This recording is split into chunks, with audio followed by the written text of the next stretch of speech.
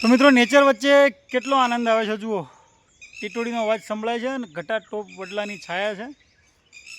હું અહીંયા આવ્યો તો રેલવે સ્ટેશનની મુલાકાત કરવા, પણ એક ભાઈ મને એવું સજેશન કર્યું કે આ વડલો બહુ મોટો છે, તમે એને ઉતારો શૂટિંગ. તો ચાલો વડલાનું શૂટિંગ ઉતારીએ. જોઈ લો મારી પાછળ ઘટાટોપ વડલો.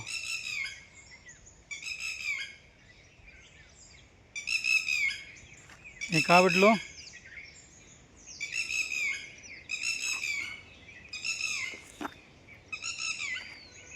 એક આ બીજો વડલો.